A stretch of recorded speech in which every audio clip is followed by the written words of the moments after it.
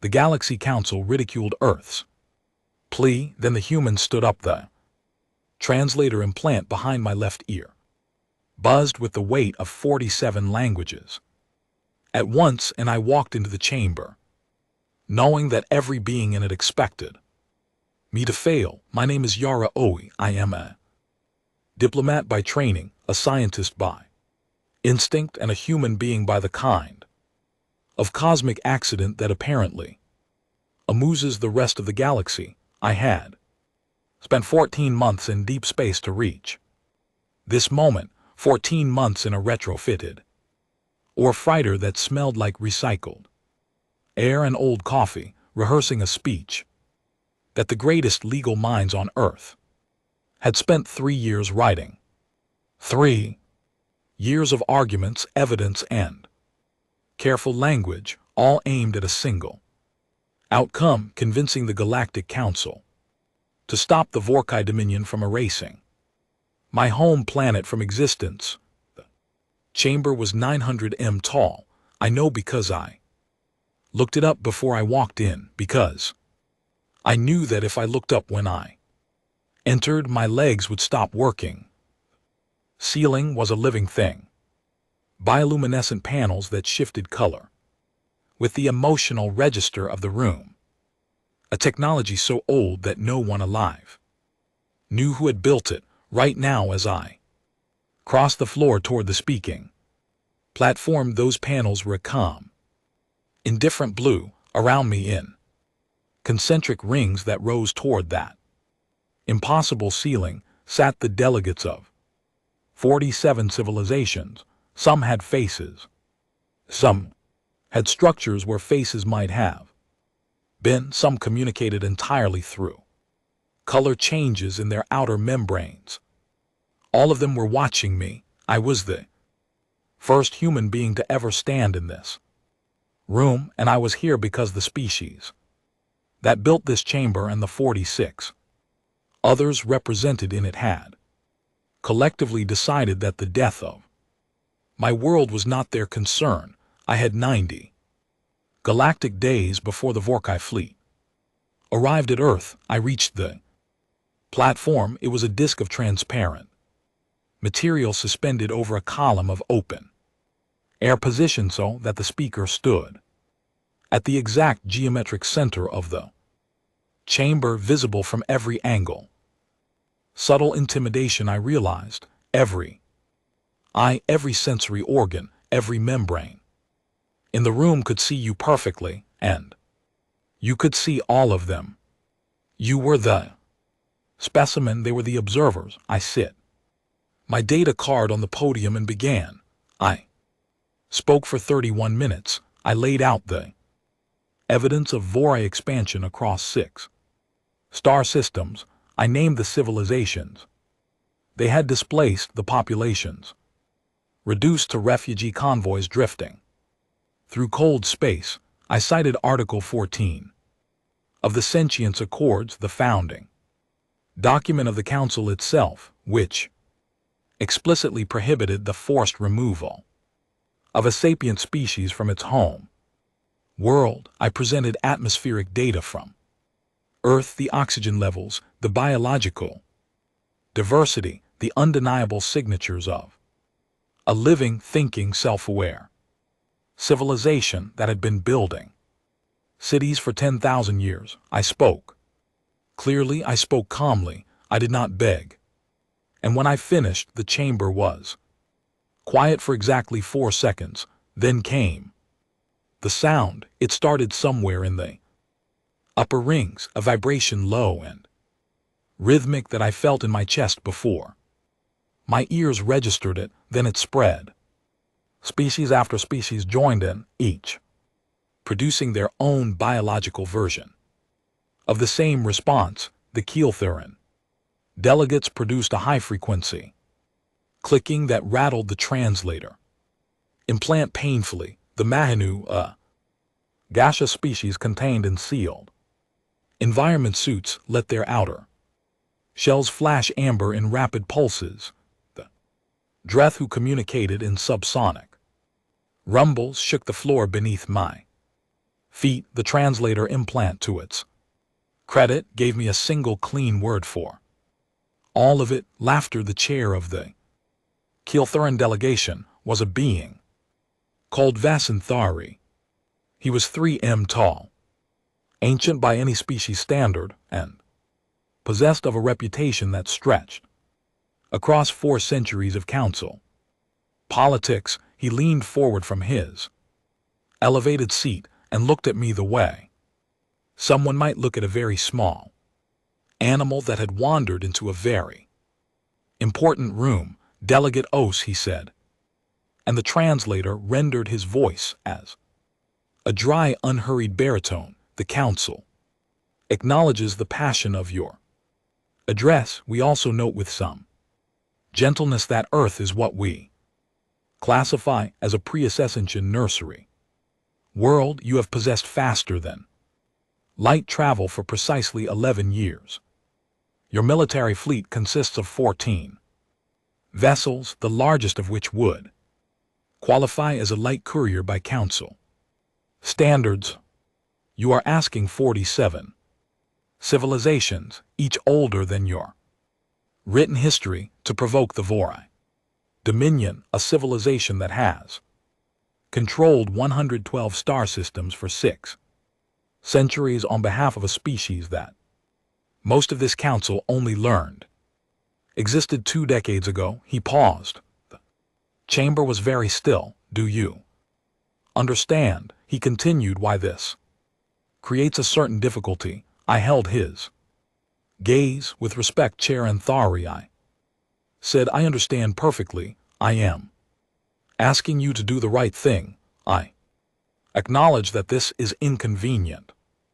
The laughter returned louder this time. The vote came 40 minutes later after brief deliberation in which Earth's fate was discussed with approximately the same urgency as a scheduling conflict. The result was 44 votes to table the matter indefinitely, 2 substentions, and 1 vote in favor of Earth's petition. The single vote came from a delegate named Pell, representing the Ocean Confederation, a civilization of barely 400 million people spread across 2 marginal worlds with no fleet, no military, and a seat on the council that most members openly regarded as a formality. Prel was small, rust-cold, and very old. When the vote was announced, she looked at me across the chamber and gave a slow, deliberate nod. I did not know then what that nod would eventually mean. I walked out of the chamber without speaking to anyone. The corridor outside was empty, which I was grateful for. I pressed my back against the wall and let myself breathe for a moment. Just breathe the way my mother had taught me when I was 7 years old and afraid of something I could not name. In through the nose, out through the mouth. And the world does not end just because it feels like it should. Then I lifted my comm unit and connected to Earth. Commander Aiden Cross picked up on the first signal. He was a quiet man, former deep space engineer, and one of the 4 people on the planet who knew the full scope of what I was about to say. Tell me, he said. The council said no. I told him 44-1. They tabled it. A pause, not the pause of someone receiving bad news, the pause of someone shifting into the mode they had been preparing for. Understood, he said. Then we handled it ourselves. I closed the comm above me through a viewport in the corridor wall. The stars were very bright and very far away, and they did not care about any of this at all. That had always been the truth of the universe. It did not care. It never had. And humanity had been living with that fact and building in spite of it for as long as we had existed. We were not done. Yet the freighter we used as an embassy had a conference room the size of a generous closet, 3 folding chairs, Wall screen held in place by two magnets, and a prayer and a coffee machine that had survived 4 years of deep space travel by sheer mechanical stubbornness. I had come to love that coffee machine more than I could rationally explain. It represented something I was never entirely sure what. It was in that room, 12 hours after the vote, that Commander Aiden Cross told me the truth about my own species. He was not a tall man, not physically imposing in any way that would have impressed the Calthurian delegation. He had short gray hair, careful brown eyes, and that kind of stillness that belongs to people who have spent years in environments where panic is the most expensive thing you can afford. He had been an engineer on the Meridian Deep Station, then a project lead on the first human FTL prototype, and then quietly and without any public announcement, the director of a program so classified that fewer than 300 people on Earth knew its name. Project Threshold. He sat across from me with a data unit in his hands, and he told me about it the way you tell someone about a thing that has been true for a long time and simply waited for the right moment to become relevant. 41 years ago he began, when the first alien was decoded. The analysis teams found something that most people don't know about. The signal wasn't random. It wasn't a beacon or a greeting. It was a warning, one civilization telling another to stay out of a disputed zone. We decoded it by accident, and we were very careful not to announce it, because the moment we did, we would have to explain to 8 billion people that the galaxy was already divided up, that the negotiations were already ancient, and that no one had bothered to ask us. I wrapped my hands around my coffee and said nothing. The government at the time had two choices, he continued. They could announce contact, trigger a global panic, and spend the next generation arguing about what to do, or they could quietly begin preparing and let the announcement come later, when we had something to stand behind. He looked at the data unit. They chose the second option. I won't tell you it was a morally simple decision. It wasn't, but it was the one they made. Project Threshold, I said. Project Threshold, he confirmed, hidden inside 14 different asteroid mining corporations. The budget ran through 6 separate government departments, none of which knew about the others.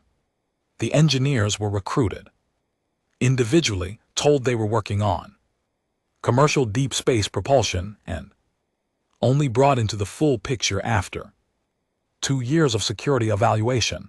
He clears throat, almost smiled. We are a species with a remarkable talent for keeping secrets when the secret matters enough. He handed me the data unit.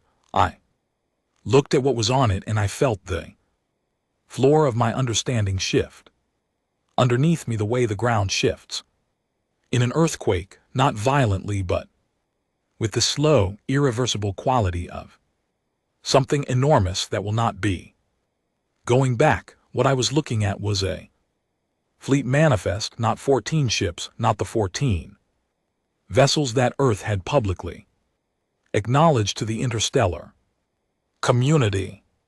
The manifest listed 261 combat-capable ships, ranging from fast interceptors to vessels that the document classified simply as heavy strategic platforms, which I understood was a careful way of saying something very large and very serious. They were not stationed near Earth. They were distributed across 19 separate deep space coordinates, each one carefully positioned to look from the outside like a mining operation or a scientific survey station. How? I said it was the Only word I had for a moment, 41 years. Of work, Aiden said, and a discovery. That changed everything. He leaned forward, and for the first time since I had known him, something like pride crossed his face. Every FTL drive in the known galaxy, he said, operates on the same basic thermodynamic principle. The field equations are slightly different from species to species, but the core architecture is the same. Our engineers figured out why. It's because every civilization derived their FTL theory from the same underlying physics, and they all hit the same bottleneck. They accepted it as a hard limit, a wall you can't go through. He paused. Our people went through it. What does that mean in practice? I asked. It means our ships are faster, he said simply, not by small margin, by a factor of roughly 3 in standard FTL, and significantly more in the burst transit mode we developed for combat situations. It also means our drives have a different energy signature to any sensor system built on Council standard technology. Our ships in transit look like natural stellar phenomena.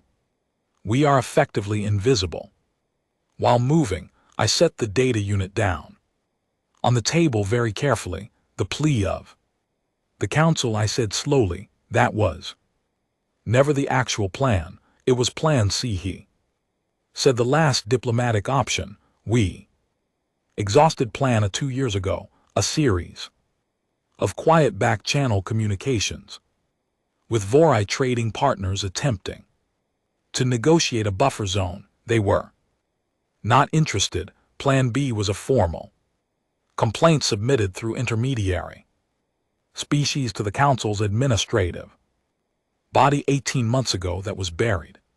Committee without a vote. He looked at me steadily. Plan C was you going in person, making the case publicly so that the record exists and the Council's choices documented. And Plan D, I said. Plan D is already in motion, he said, has been for 6 weeks.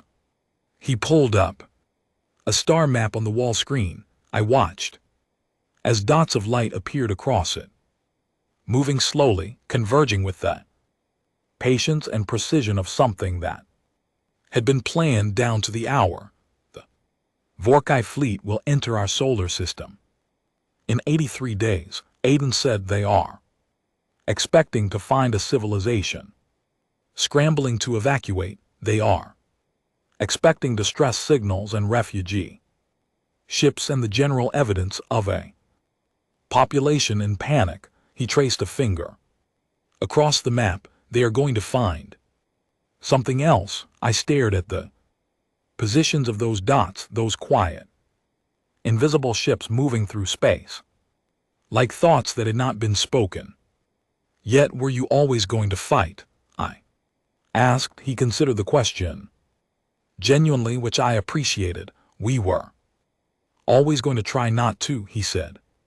That's why you were there today. That's why the plan existed in layers, because we are not a species that wants to fight. We are a species that fights when there is no other way, and we were very careful to make sure every other way had been exhausted first. He stood, straightening his jacket with the habitual precision of an engineer who checks twice before committing. But yes, we were always going to stand. I looked at the manifest again. 261 ships, 41 years of work hidden inside the ordinary looking skin of a civilization that the galaxy had dismissed as a nursery world. I thought about all the engineers who had gone to work every morning in asteroid mining facilities, maintaining a secret that might never have mattered, that would only matter if the worst case came to pass. It had come to pass, and those engineers had spent 41 years making sure we were ready. I thought about the Keeltherin chair, Vosenther, and his elegant condescension.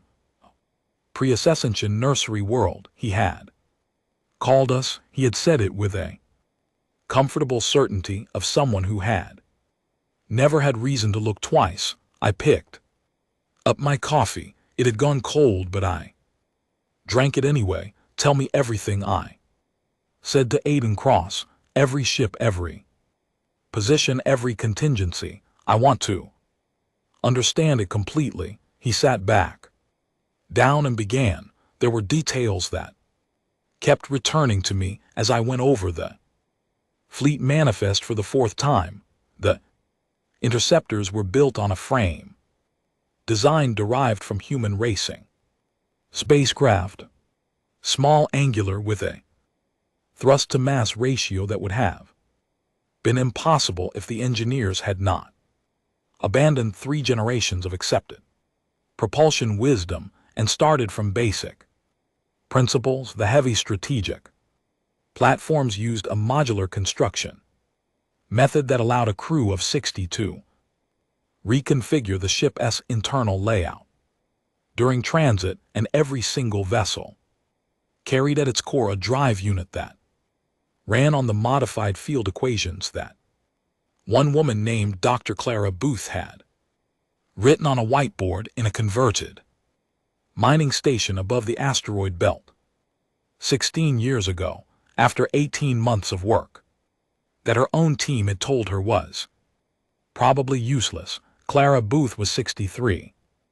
Now she lived quietly on the coast of Norway and had received exactly 0 public recognition for what she had done.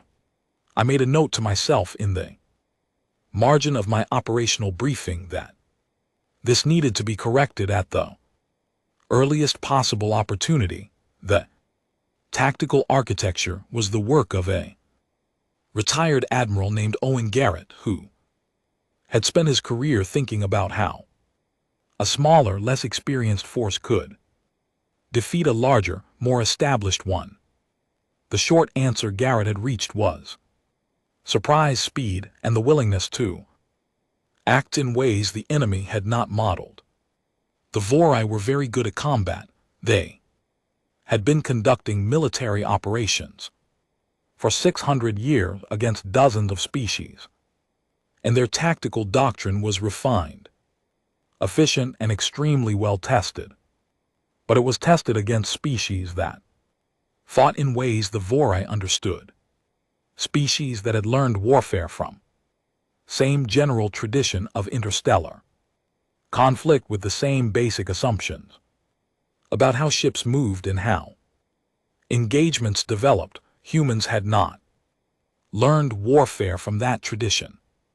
Humans had invented warfare independently on a single planet over 10,000 years and had produced a body of tactical thought that the galaxy had never encountered. Garrett had translated that thought into the specific vocabulary of space combat, and the result was a playbook designed to be genuinely strange to anyone who had not grown up with human military history.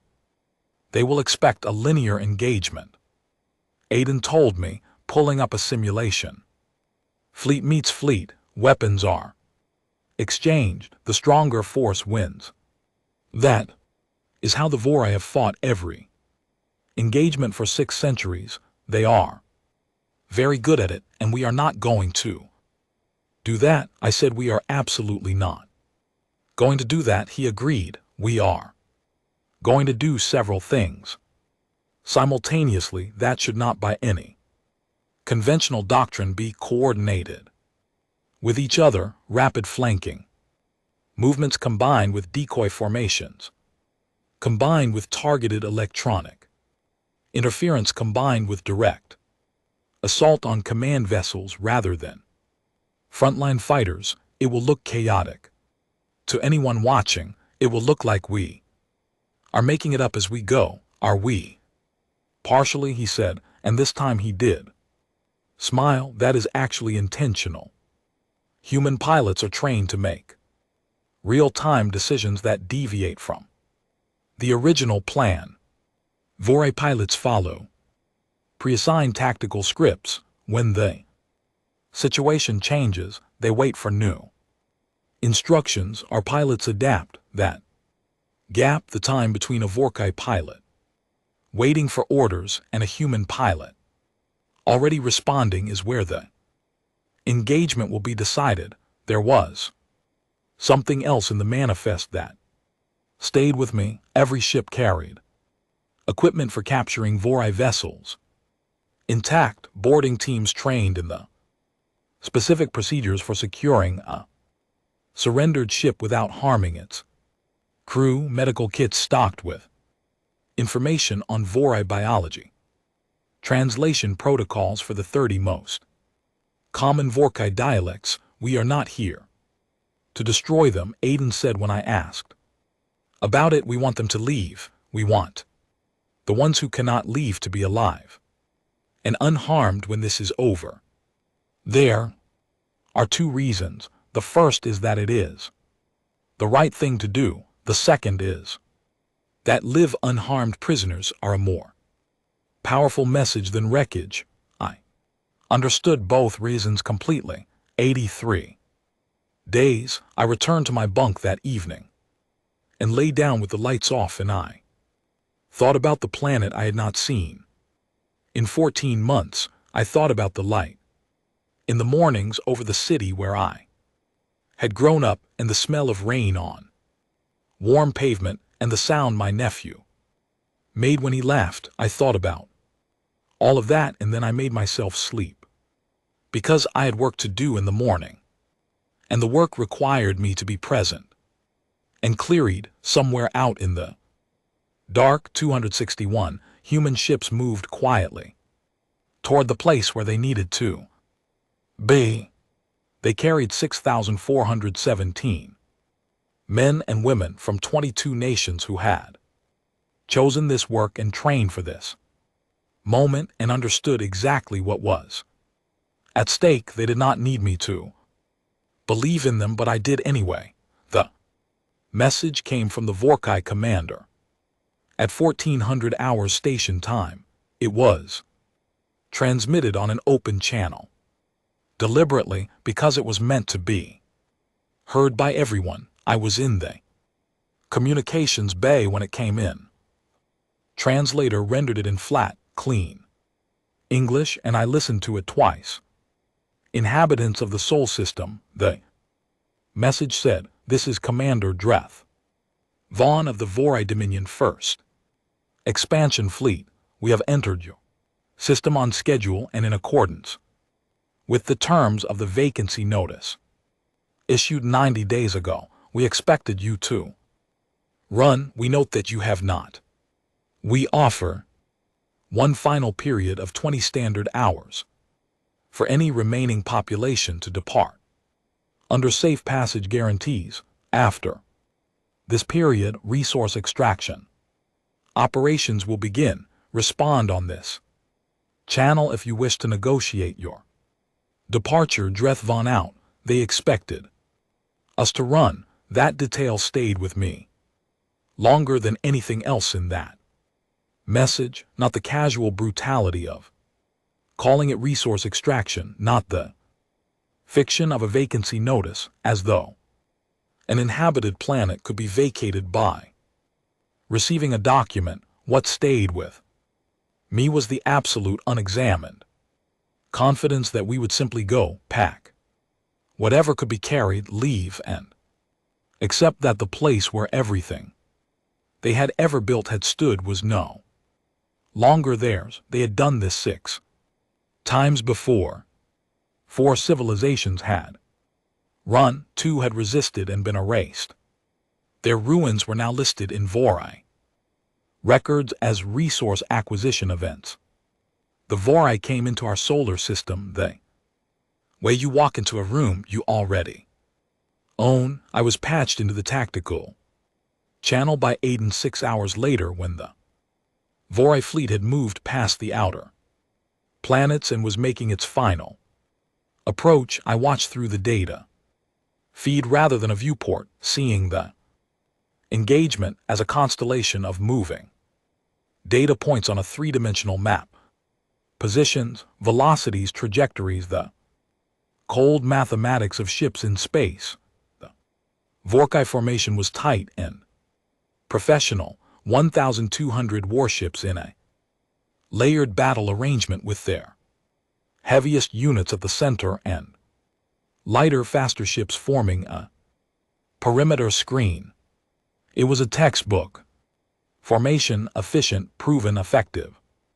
Against every opponent they had ever encountered, they passed Jupiter. Our ships were in the asteroid belt, not hiding behind asteroids inside them. 41 years of engineering had included, among many other things, a program of carefully hollowing out suitable asteroids and fitting them with electromagnetic dampening systems and minimal emission hull coatings. From the outside they were rocks, from the inside they were hangars. The Vorka sensors swept across them and recorded natural mineral activity, because every sensor system the Vorkai used was built to identify ship energy signatures, and our ships running cold inside their stone shells produced no such signatures. I watched the Vorai fleet move through the belt without slowing.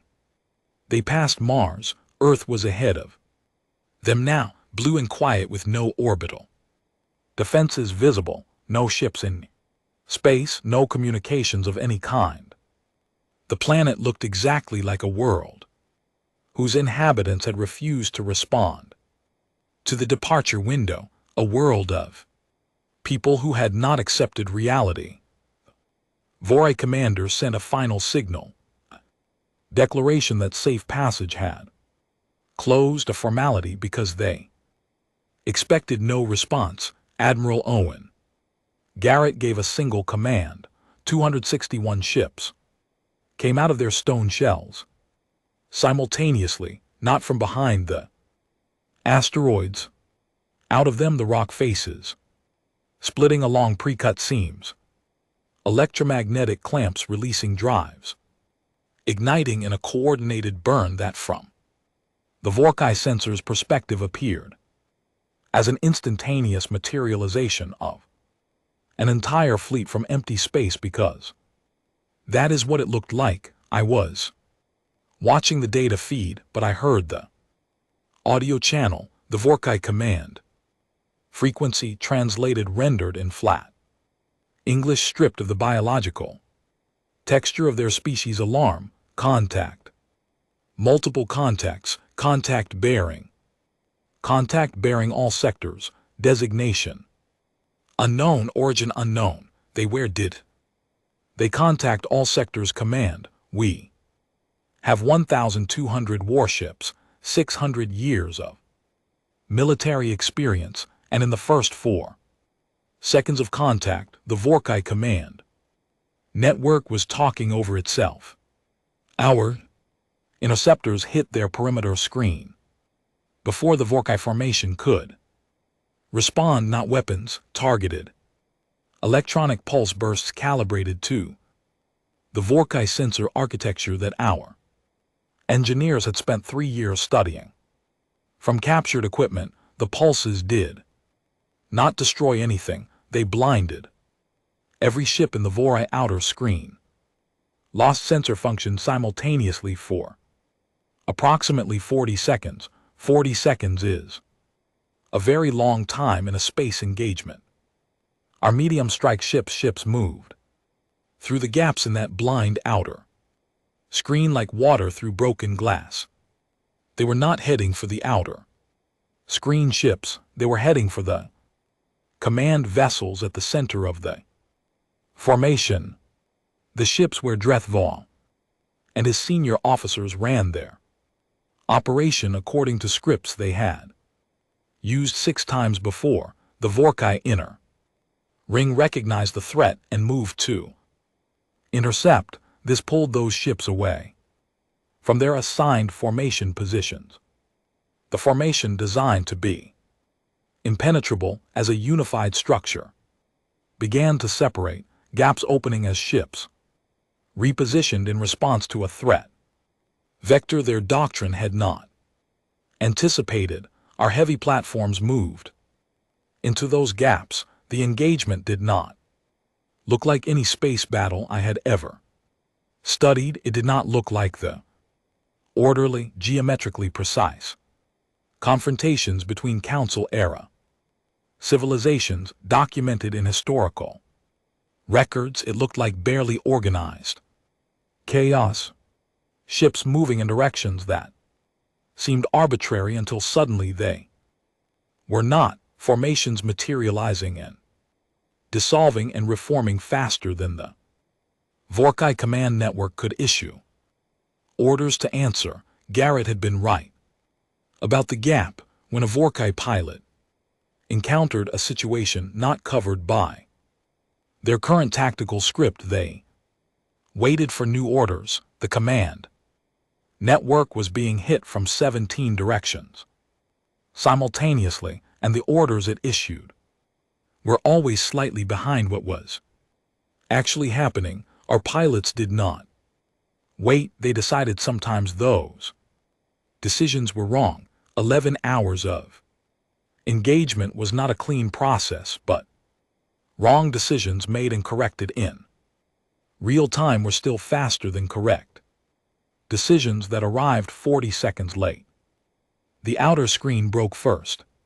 Ships that had lost sensor function found themselves surrounded before their sight returned, and when it did return, the picture they saw had no script attached to it. Some held position, some turned. Turning in a space engagement is the most dangerous movement a ship can make. It presents maximum surface area to the opposition while reducing your own options. The Vorai pilots who turned were following a protocol that said when the perimeter is compromised, fall back to the secondary ring. It was correct doctrine for every engagement they had ever trained for. The secondary ring was already compromised. Our strike ships had been among those vessels for 3 minutes. I watched the formation collapse sector by sector. The way a structure falls when its supports are removed, not all at once but in sequence, each failure creating the conditions for the next. The Vorai were not broken by firepower alone. They were broken by disorientation, the specific difficulty of being in a situation that training tells you cannot be happening, and yet is happening persistently all around you. I followed the audio feeds when I could. The Vorkai command frequency was a study in escalating confusion, voices overlapping, orders being issued and then countermanded. The command network trying to find a response for something that none of its libraries had prepared it for. Our signals team had a dedicated monitor on those feeds, and the young woman running that station, a linguist named Faye who had spent 4 years learning Vorai command protocols, kept a steady log of what she heard. I read that log afterward. It is one of the most remarkable documents I have ever seen, not because of the chaos in it, but because of the moments of calm. Individual Vorkai officers under extraordinary pressure, maintaining their composure and trying their best to respond correctly to a situation that had no correct response in any book they had ever been given. They were in the end professionals doing their jobs under conditions that their training had not covered. I thought about that a great deal in the weeks that followed. At hour 3, our boarding teams made their first contact with a surrendered vessel. The ship had gone dark, the Vorhia's universal signal for standing down, and our nearest interceptor had matched velocity and sent a docking team across. Pilot Nora Sims was the first human being to step onto a Vorkai warship in a non-hostile context, she later told me. In one of the briefings that followed, the engagement that the hardest part was not the physical danger, which was real and present even in a surrender situation. The hardest part was the faces the Vorkai crew members she encountered in that first contact were not the faceless enemy that months of preparation had trained her mind to expect. They were beings who were frightened and tired and uncertain was about to happen to them. One of the younger ones, barely an adult by Vorai physiological standards, was sitting a corridor with its knees drawn up and its head down. Nora said she had crouched next to it and said through the translator that it was not going to be harmed. She was not sure it understood. She stayed there for 3 minutes. Anyway, until it lifted its head, she told that story without any dramatic emphasis, just as a thing that had happened that she thought was worth mentioning. I wrote it down and kept it. By hour 4, 46 Vorkai ships had gone dark, not destroyed, powered down. Vorkai signal for surrender, a protocol so old that our signals team had pulled it from a historical archive that predated human space flight. We responded to each one with a navigation beacon directing the ship to a holding position and a single message: stay where you are, you will not be harmed.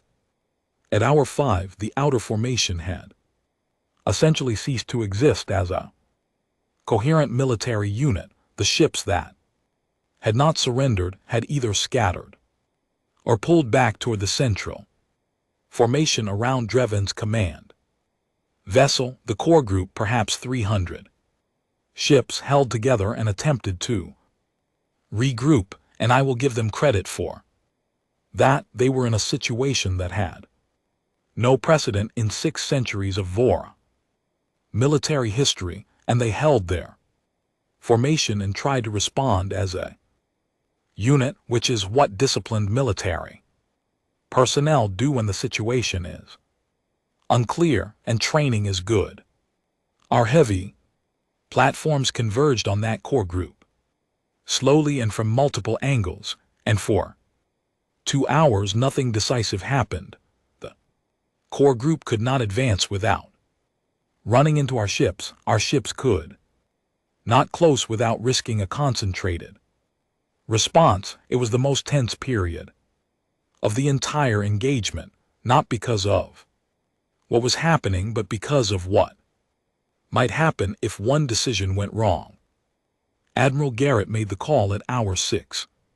He sent a direct communication to Dreven's command vessel, not a combat frequency, a diplomatic one. Translated, it said, Commander, your outer formation has surrendered. Your central formation is surrounded. We are not looking to destroy your ships or harm your people. We are asking you to stand down. If you do, every vessel and every crew member in your fleet will be treated according to the standards we have applied to the 46 ships that have already surrendered. I give you my word on this, and you can verify it by speaking directly to the commanders of those ships right now. There was a silence on that frequency that lasted 11 minutes. Then Drethvon responded. He said nothing about the engagement. He said nothing about the Vorkai Dominion, or the resource acquisition plan, or the 6 systems they had previously cleared. He said simply and directly, what are your terms? Garrett said, stand down. That is the only term. 4 minutes. This engagement is concluded. Drethvon said, the Vorkai Dominion first expansion fleet stands down. I sat very still in the communications bay and did not move for almost a minute. Then I became aware that a junior signals operator named Callum had turned from his station and was looking at me. He was 24 years old from a small town in the north of England, and he had been monitoring communications for 11 hours with the focused calm of someone who understood exactly what he was listening to and why it mattered. Now he let out a breath he had clearly been holding for most of those 11 hours, and he looked at me with an expression I recognized, because I felt it too, not triumph exactly, but the specific feeling of an enormous weight that has been pressing down on you for so long you stopped noticing it and has now impossibly lifted. Do you want more coffee? He asked. I always want more coffee, I said. The final count, 60% of the Vora fleet had surrendered or been disabled. The rest had scattered into deep space on random trajectories, no longer attempting to regroup, no longer cohering as a military force. Earth was quiet and blue and intact, and 12,000 Vorhi crew members were sitting in their ships waiting to find out what happened to people who surrendered to humans. Aiden came into the communications bay 20 minutes later. He looked at me without speaking, then sat down across from me. Garrett is requesting orders for the prisoner situation, he said. 12,000 crew across 63 surrendered vessels. They stay in holding positions, I said, safe and well treated to whatever degree we can manage. Across that many ships, we will need them later. For what? For the council, I said. He understood immediately. I watched the operational become the diplomatic behind his eyes. In a single shift of perspective, you are going back, he said. We are going back, I said, all of us with everything we have. And I am going to stand on that platform again, and I promise you Vasanthari is not going to laugh. Outside the viewport, Earth hung in the dark blue and whole and entirely undeniably still. There we had stayed against 1,200 warships and 6 centuries of Vorkai confidence. We had stayed, and everything that followed was going to be. Because of it, I walked into the council chamber the second time without rehearsing anything. The first time I had rehearsed for months, every word placed carefully, every argument constructed with the precision of something that needed to bear enormous weight. I had been a diplomat presenting a case to a court. I desperately needed to persuade a supplicant, hoping that the right combination of evidence and language would open a door that was already closed. This time I was something different. I was not yet sure what word fit, but I knew with absolute certainty that it was not supplicant. The chamber felt changed from the moment I entered. The bioluminescent panels cycled through colors I had no names for, something between amber and deep red, pulsing in slow, irregular rhythms. Several delegations were already at their stations when I arrived, which was unusual. Typically the council filed in with formal ceremony, each delegation taking their place in a specified order. Today they were already there, and they were watching me cross the floor, and not one of them was laughing. The emergency session had been called by 7 separate member states within 6 hours of the news reaching council space. That speed was itself significant. The Galactic Council had convened emergency sessions exactly 9 times in its 400-year history. This was the 10th. I reached the speaking platform and stood on it and looked up at the rings of delegates rising toward that impossible ceiling, and I took one quiet breath. Vasanthi was in his seat. He looked exactly the same as he had the first time, ancient, composed, possessed of a self-assurance that came from never having had serious reason to doubt himself, but there was something different in the way he held himself. Quality of attention that had not been there before. He was not looking at me the way a naturalist looks at a small animal. He was looking at me the way you look at something. You are still in the process of categorizing and finding that it does not fit any category you already have. I had his full attention. I had all of their attention, and I had not said a word yet. 41 years ago I began, when my civilization first decoded an alien signal. The message was a territorial warning between two powers who had never heard of us and never thought to ask whether the space they were dividing contained anyone worth consulting. We decoded that message in secret. We did not announce it.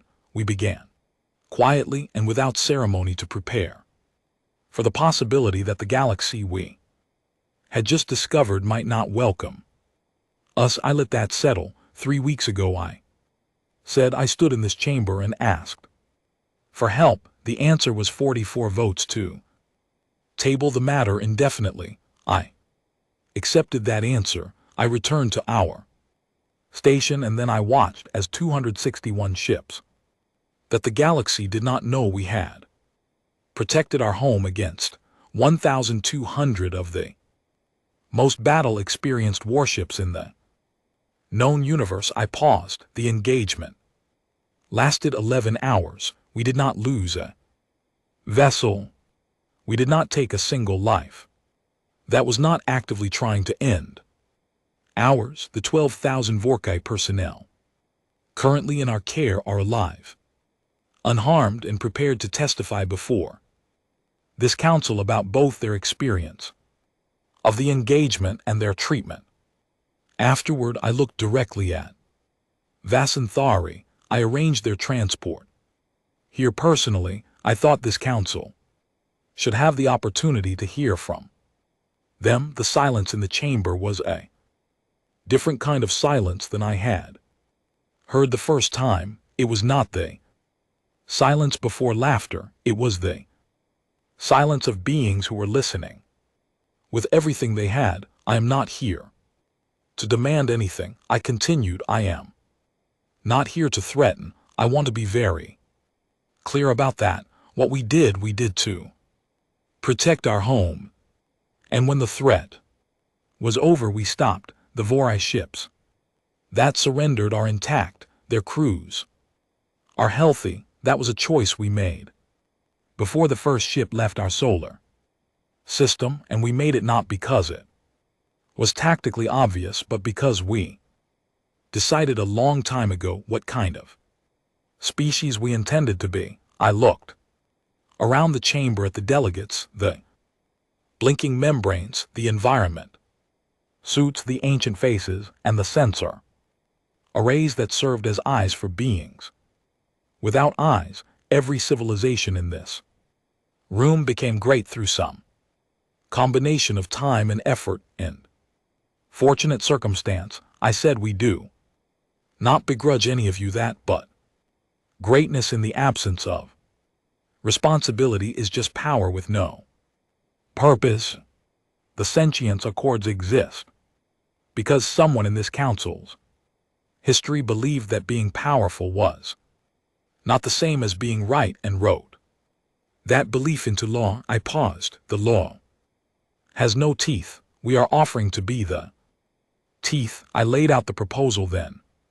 Specific detailed the result of weeks of careful work by our legal and diplomatic teams. Human ships would enforce the accords under council oversight with transparent reporting and clear boundaries. In exchange, the accords would be rewritten with a mandatory response mechanism. No more tabbing, no more abstentions when a sapient species was in danger of being erased. In exchange, Earth would share the drive equations that Clarab had written on a whiteboard 16 years ago. Not the ships, Not the weapons, the knowledge, the open, freely given scientific discovery that had allowed our people to break through a wall that every other civilization had accepted as permanent. I paused after that last part to let it settle, because that was the detail that I knew would land differently than anything else. The drive equations were worth more than 261 ships. They were worth more than the entire engagement we had just won. They represented a generation of physics ahead of anything the Council had, and we were proposing to give them away freely to every member civilization without restriction. In any previous era of galactic politics, discovery of that magnitude would have been a weapon, a bargaining chip, a source of leverage to be stretched across decades of negotiation.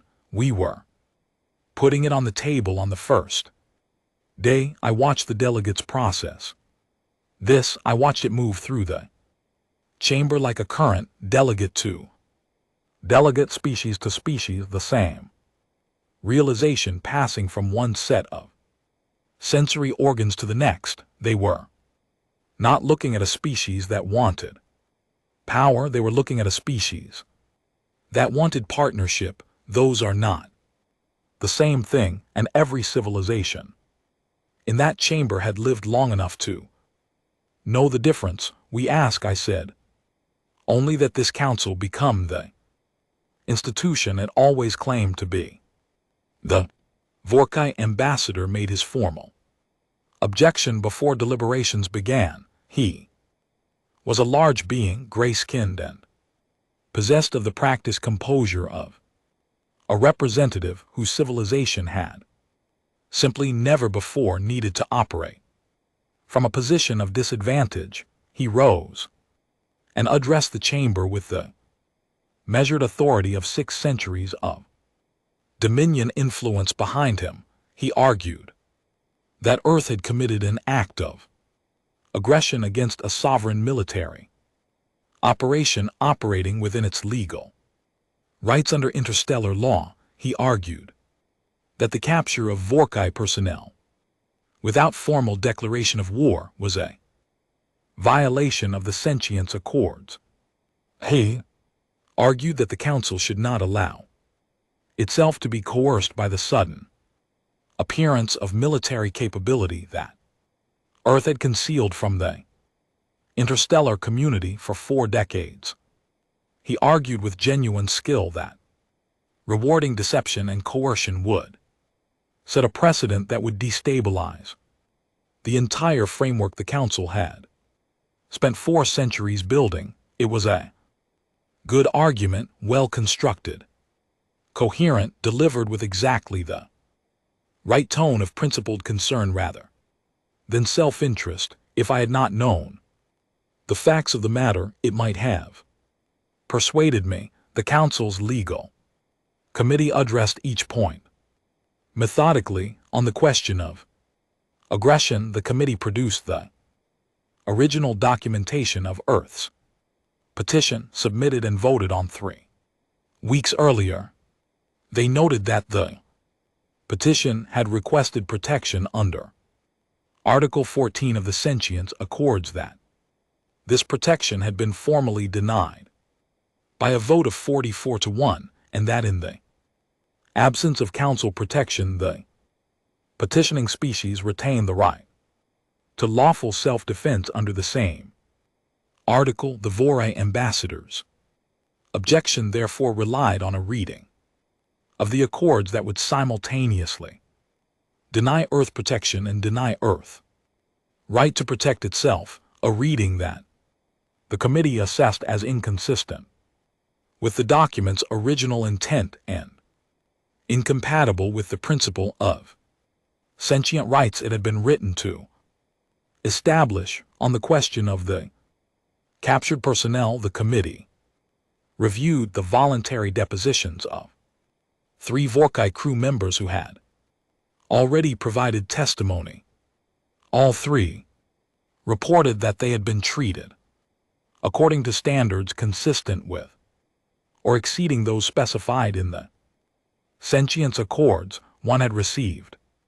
Medical attention for an injury sustained during the engagement itself.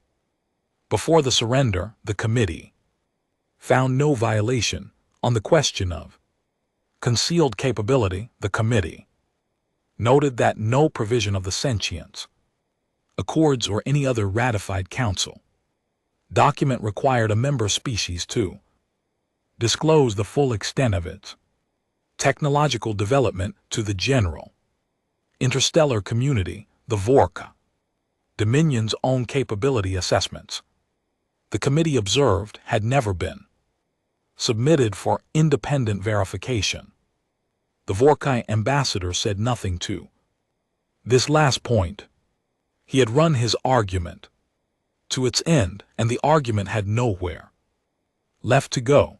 The deliberation lasted 4 hours. I was escorted to a waiting room outside the chamber, a well-appointed space with actual furniture and a long window overlooking a garden that the council's administrative staff maintained with obvious care. It was a small garden, really just a courtyard, but it contained plants from at least a dozen different worlds growing alongside each other in what had clearly been a carefully managed arrangement. Different soil amendments in different sections, different light panels above each cluster, a great deal of quiet, ongoing work by people who had decided that the effort was worth it. I sat by that window for 4 hours and watched the garden and thought about nothing specific, which a discipline I had worked hard to develop over the years, and which has never served me better than it did that afternoon. At one point, a small being from the administrative staff came in with a tray that held a cup of something warm. It placed the tray on the table beside me and left without speaking. I picked up the cup. Whatever was in it was not coffee. It was something else entirely. Something I did not have a name for that. Tasted faintly of minerals and something sweet underneath. I drank all of it. It was very good. The small kindness of that cup in the middle of those 4 hours was something I still think about. When I was brought back into the chamber, the senior administrative officer read the result in a voice that carried to every corner of that 900-meter space. 46 in favor, 1 opposed. The VORCA delegation voted against. Every other member of the Galactic Council voted for.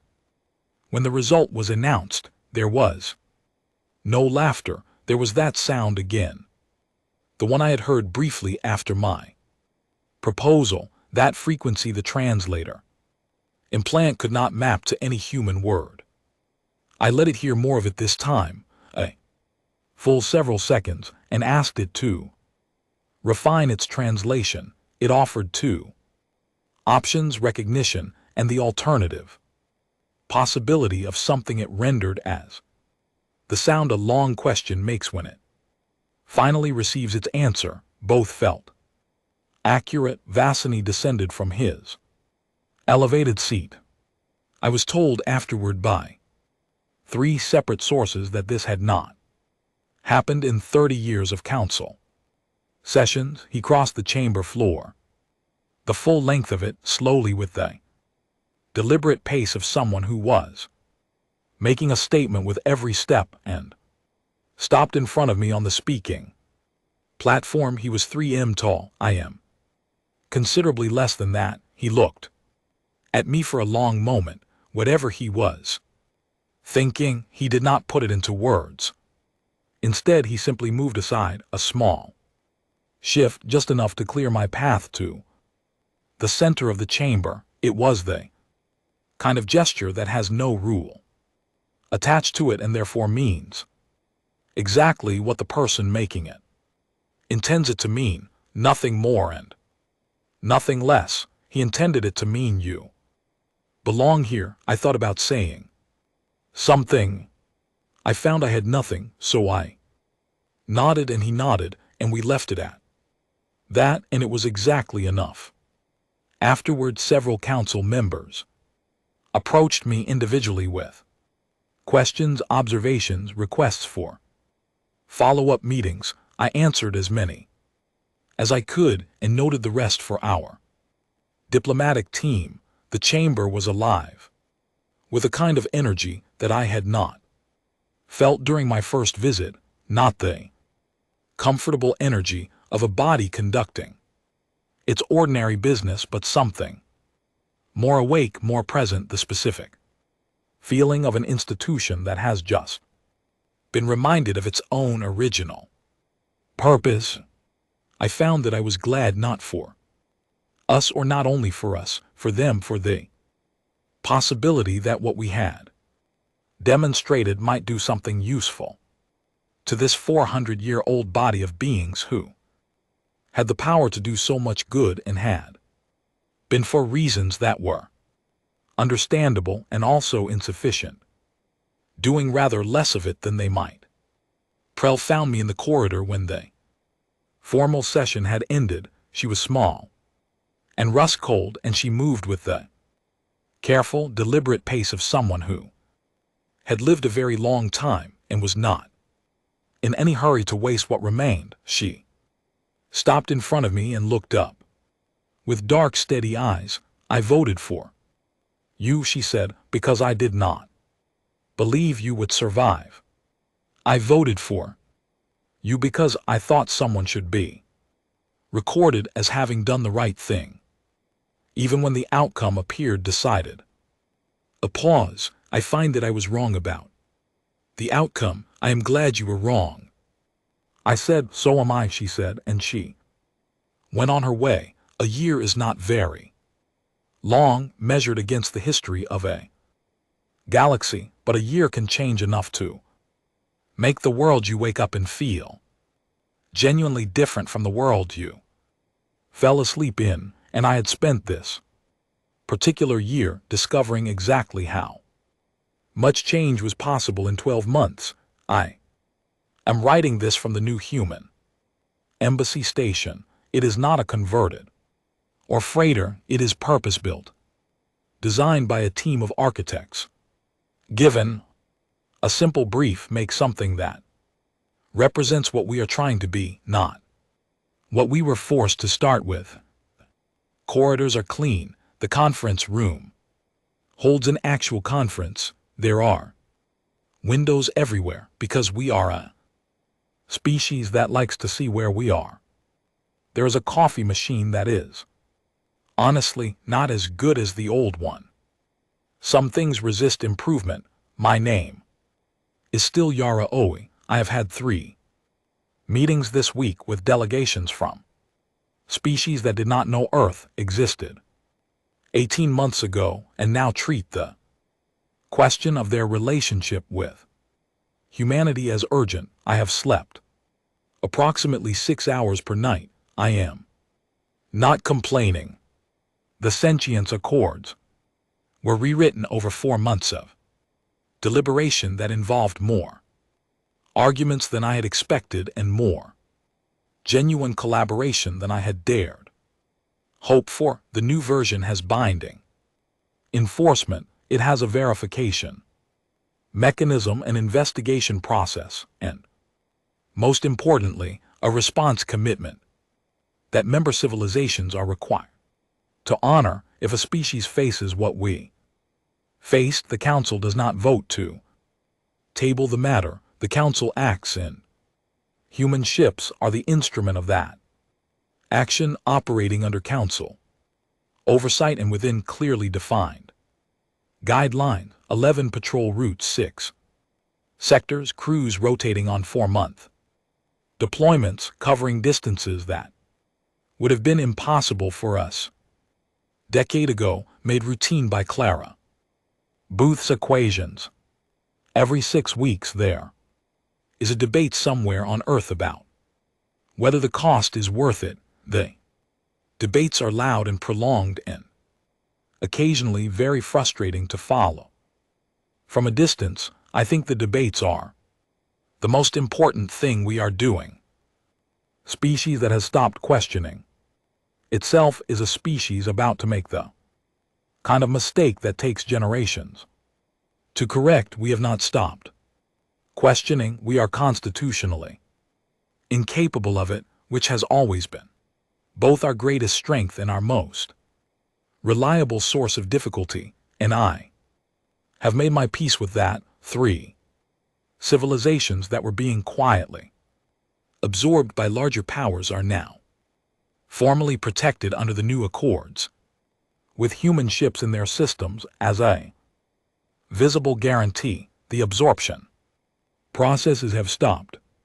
The larger powers involved have adjusted their policies without being asked a second time, which tells me the guarantee is understood. The Vora Dominion has withdrawn from the 6 systems they occupied and entered into formal renegotiation with the civilizations they displaced. This is not because they suddenly became more ethical. It is because they ran the calculation and determined that continued expansion under the new enforcement structure was no longer the low-risk undertaking it had been for 6 centuries. I have complicated feelings about the fact that calculation mattered more than conscience. I also recognize that the displaced civilizations are returning to their homes, and that is real in a way that my complicated feelings are not. The 12,000 Vori personnel who spent 3 months in our care are back in Dominion space. Before they left, human doctors, engineers, and cultural liaison staff had worked with them for weeks, making sure they were well, answering their questions, doing the slow and often awkward work of communicating across the barrier of 2 entirely different ways of being a living thing. Some of the interactions were genuinely difficult. Few were unexpectedly warm. A junior officer from one of the surrendered ships sent me a message 6 weeks after their return, her name translated approximately as morning tide, which I found unexpectedly lovely. She wrote that she had told her family about the humans who had captured her ship and then spent 3 months making sure she had enough to eat.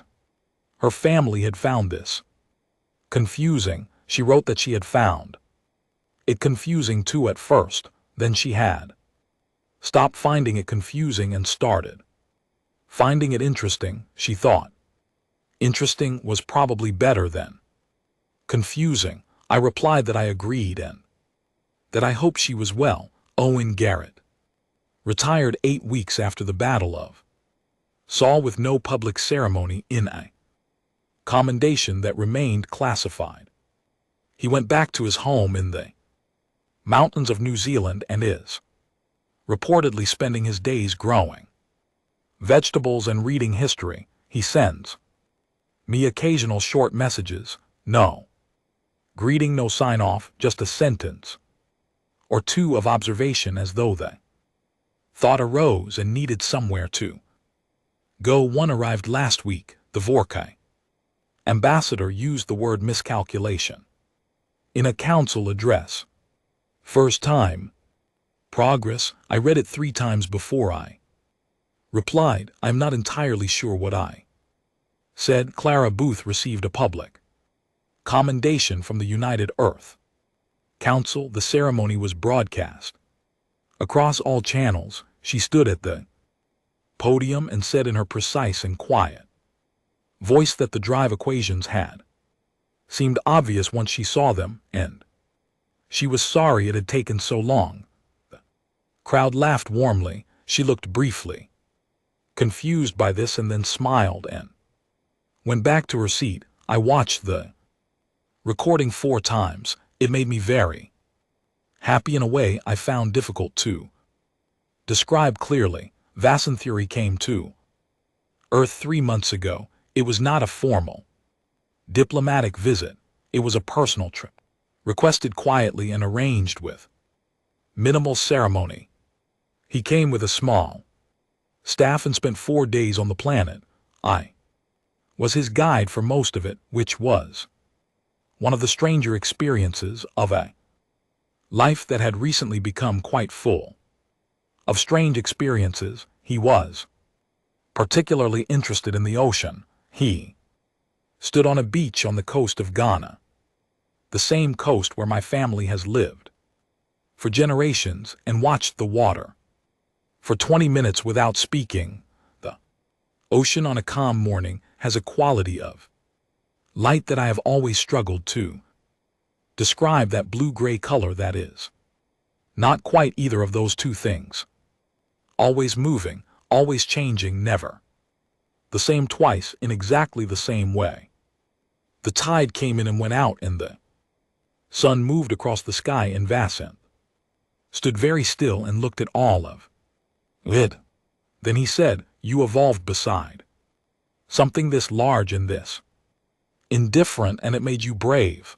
I thought about that. The ocean had not made us brave exactly. The ocean had simply been there, enormous and uncaring, and we had needed to learn to live beside it, and then across it, and eventually beyond it. The sky above it had not cared. The dark between the stars had not cared. Nothing in the universe had ever been interested in whether or not we survived. We had survived anyway, not because the universe supported us, but because we were stubborn enough to keep going in the face of its complete indifference.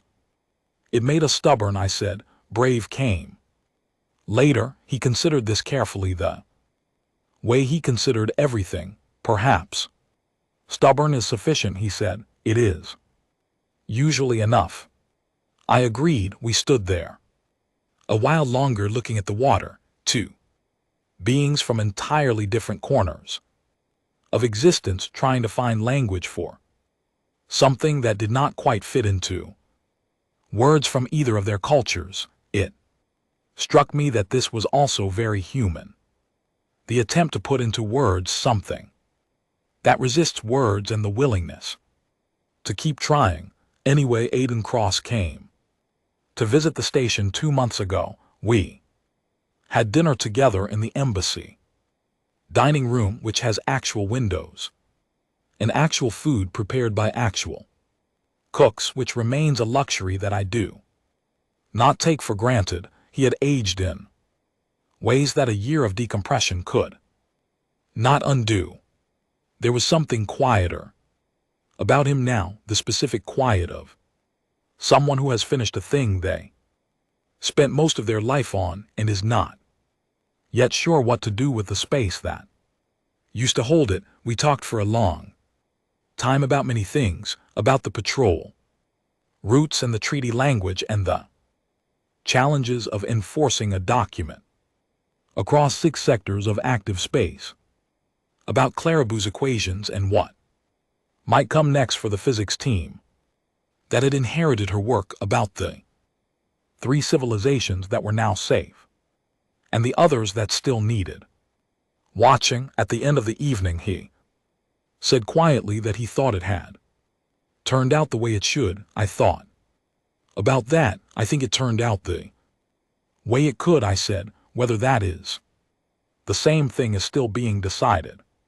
He nodded slowly. Then he said good night, and I walked back to my office, and I stood at the viewport for a while in the dark, watching the stars. There is a patrol ship visible from this viewport.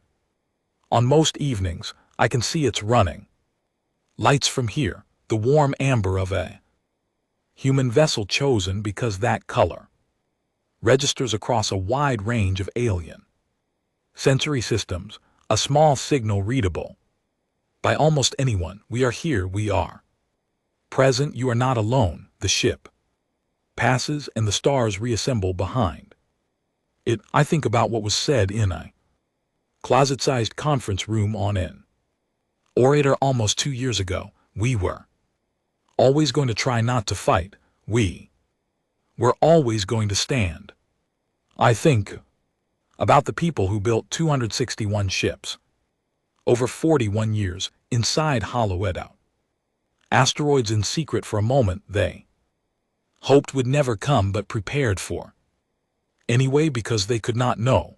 I think about Callum at his communication station for 11 hours and Clara Booth at her whiteboard for 18 months in Owen Garrett reading human military history across a 40-year career and asking how it applied to kind of war no human had ever fought. I think about Peril casting her single vote in an empty gesture of principle that turned out to be something else entirely. I received a message from her last week. She wrote that the Ocean Confederation's resettlement was complete. All 400 million of her people on stable worlds with functioning infrastructure, supported by 6 different council members who were honoring the new commitment structure. She wrote that she had not expected to live to see it. She wrote that she was grateful and that she had heard the Earth was a very pleasant world and she hoped to visit it someday. I replied that she was welcome any time and that the ocean was worth seeing. Someone asks me sometimes whether I am proud. I still do not know how to answer. Simply, pride is a word for a single person in a single moment, and what I feel is larger than that and does not belong to me alone. It is something that belongs to every person who made a quiet, unwitnessed decision over 41 years to show up to work and maintain a secret that might never matter, and to every person who flew into an 11-hour engagement because they could not imagine what they would become if they didn't. We did not stand up because we were sure we would win. We stood up because we could not picture what we would be if we didn't, and neither it turned out could anyone else. The stars outside my viewport do not care about any of this. They never have. They will burn for billions of years after every civilization currently seated in the Galactic Council has been forgotten, and they will burn for billions more after that, and none of it requires our notice or our approval. But I am here. We are here. The galaxy is real, and we are part of it, and we are wide awake, and the rest we will figure out as we